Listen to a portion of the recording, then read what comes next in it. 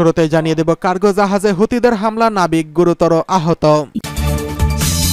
জানিয়ে দেব ইসরায়েলি বিমান ঘাঁটিতে ড্রোন হামলার দাবি করছে ইরাকি গ্রুপ।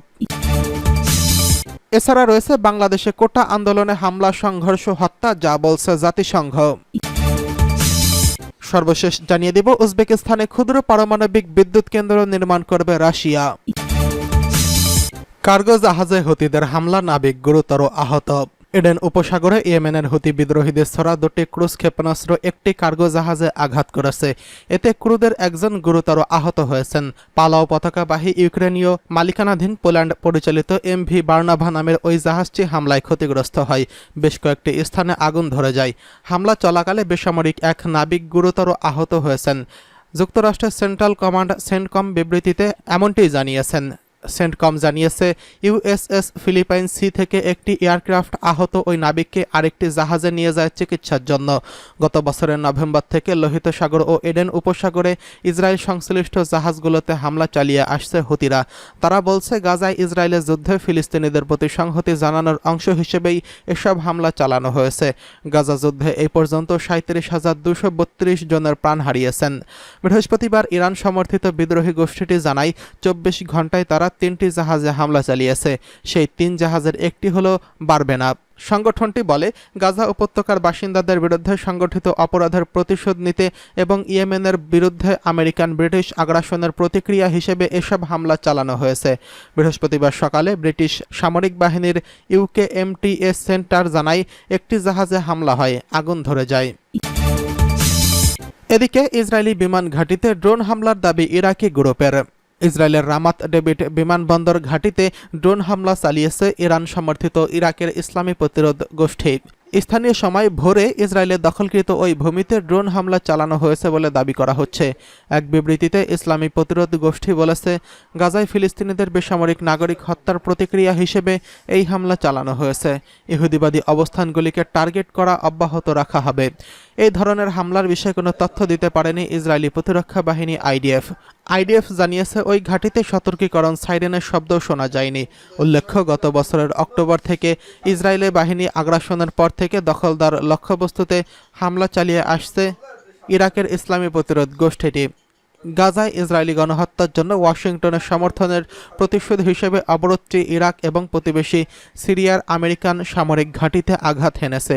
প্রসঙ্গত, গত বছরের 7ই অক্টোবর থেকে গাজা উপত্যকায় নির্বিচারে আগ্রাসনের রিপোর্ট লেখা পর্যন্ত 37,232 ফিলিস্তিনি নিহত হয়েছেন। এর অধিকাংশই নারী ও শিশু। এছাড়া আহত হয়েছেন আরও 85,037 জন।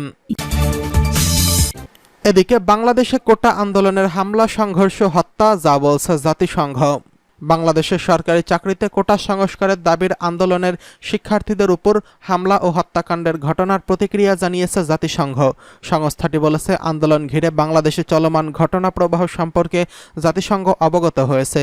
এছাড়া সহিংস হামলা থেকে বিক্ষোভকারীদের রক্ষা করতে বাংলাদেশ সরকারের প্রতি আহ্বান জানিয়েছেন বৈশ্বিক এই সংস্থাটি। জাতিসংঘ আরও বলেছে, মানুষের শান্তিপূর্ণ বিক্ষোভ করার অধিকার আছে। এই সরকারকে সেই অধিকার রক্ষা করতে হবে। একই সঙ্গে বাংলাদেশে চলমান ঘটনা প্রবাহ জাতিসংঘের উদ্বেগের সঙ্গে পর্যবেক্ষণ করছে বলেও জানানো হয়েছে।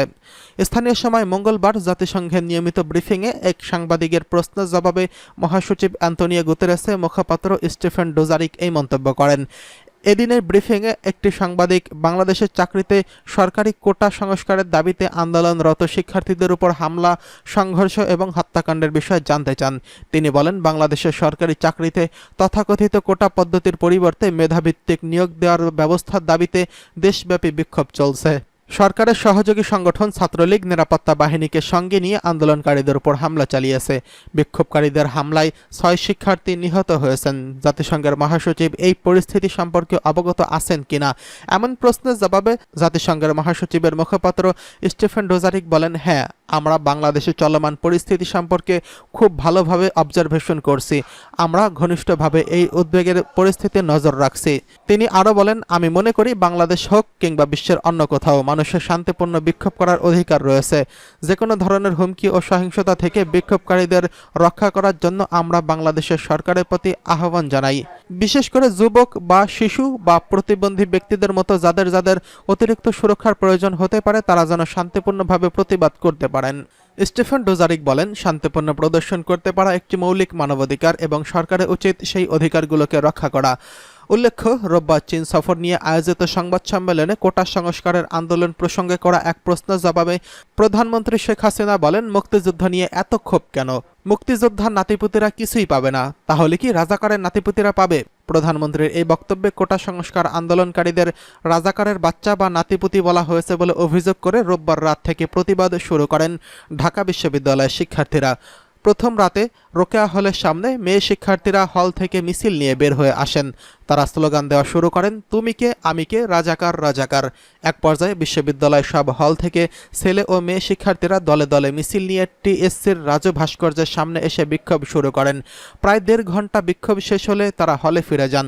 এরপর সোমবার দুপুর থেকে আবারও বিক্ষোভ শুরু করেন আন্দোলনকারীরা। ঢাকা বিশ্ববিদ্যালয়ে তাদের সংঘর্ষে জড়ায় ছাত্রলীগ। বিকেল 3টা থেকে রাত 9টা পর্যন্ত থেমে থেমে চলা সংঘর্ষ 3 শতাধিক শিক্ষার্থী আহত হন। রাত 1টার পর আন্দোলনকারীরা নতুন কর্মসূচির ঘোষণা করেন। সারা দেশের সব পর্যায়ের শিক্ষার্থী এবং সাধারণ মানুষকে তারা সমর্থনের রাস্তায় নামার আহ্বান জানান।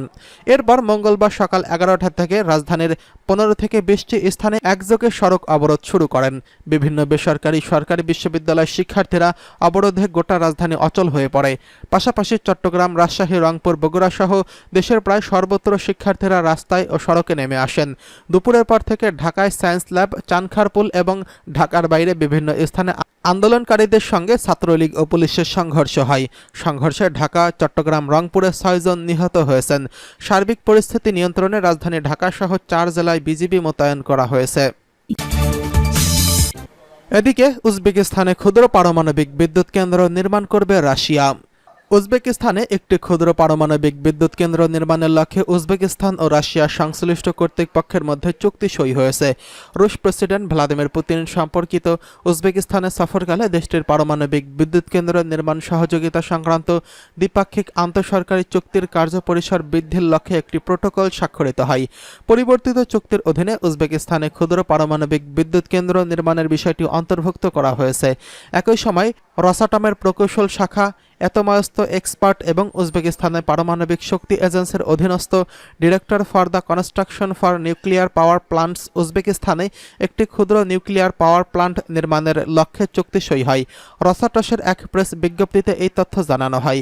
উজবেকিস্তানের জিজাক অঞ্চলে রুশ নকশায় নির্মিতব্য এই ক্ষুদ্র পারমাণবিক বিদ্যুৎ কেন্দ্রে 6টি ইউনিট থাকবে, যার প্রতিটির বিদ্যুৎ উৎপাদন ক্ষমতা 55 মেগাওয়াট, অর্থাৎ মোট ক্ষমতা 330 মেগাওয়াট হবে। রসাটম প্রকল্পটি জেনারেল কন্ট্রাক্টর হিসেবে দায়িত্ব পালন করলেও স্থানীয় প্রতিষ্ঠানগুলো এর নির্মাণ প্রক্রিয়ায় অংশগ্রহণ করার সুযোগ পাবে।